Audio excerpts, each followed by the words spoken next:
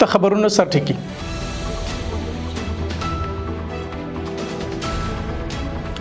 افغانستان کې د برېښنايي تجهیزاتو د تولید په برخه کې د ترکي شرکتونو لیوالتیا.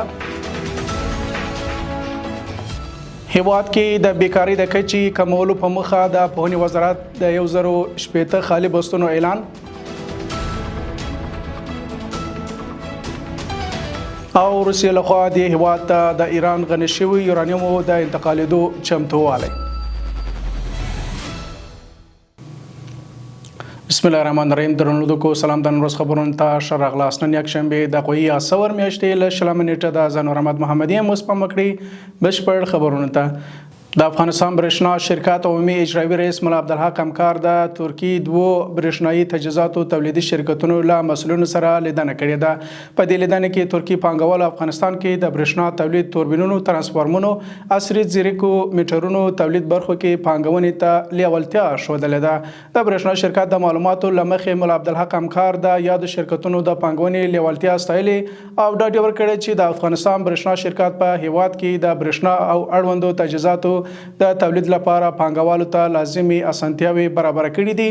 د افغانستان برېښنا شرکت عمومي اجرایي رئیس سپارښتنه کړې چې د یادو شرکتونو مسؤلین دي د برېښنا شرکت د پانګونې همغږي ریاست سره ګډې ناستې ترسره کړي ترڅو د اړتیاو او د پانګونې د څرنګوالي په اړه تخنیکي او دوه اړخیزې خبرې وشي. د کار او ټولنیزو چارو وزارت د کاري چارو مرستیال مولوي محمد زاهد احمدزي د پوهنې وزارت د خالي بستونو اعلان په مخه جوړ شوی غونډه کې ویلي اسلامي امارت کوشش کوي چې د بیکاری کچه راټیټه کړي. نوموړي زیاته کړې د کار کنفرانس کې د شویو ژمنو له مخې به 1,415,000 وړ کسان په دندو وګمارل شي. ښاغلي احمدزي ویلي چې د علی قدر امیر المؤمنین حفظه الله تعالی د سپارښتنې له مخې د کار لومړی حق راستنه شویو مستعدو کډوالو ته ورکول کیږي. د اسلامي امارت مرستیال بیان ملا حمدالله فطرت وایي چې تیره ورځ شنبه په ننګرهار، لغمان، زابل، فراه، سرپل او کندوز ولایتونو کې راستنه شوي کډوالو ته 115 استوګنیزې نمرې ویشل شوي دي.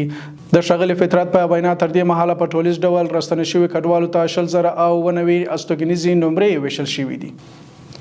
او وروستۍ خبر د روسیې ولسمشر ولادیمیر پوتین ویلي مسکو چمتو دی چې د ایران غني شوي یورانیم روسیې ته لیږدوي او هلته یې خوندي وساتي. پوتین په مسکو کې د یوې خبرې ناستې پر مهال ویلي روسیې په 2015 کال کې هم له ایران څخه غني شوي یورانیم لیږدولې وه او اوس هم چمتو ده چې دغه تجربه تکرار کړي.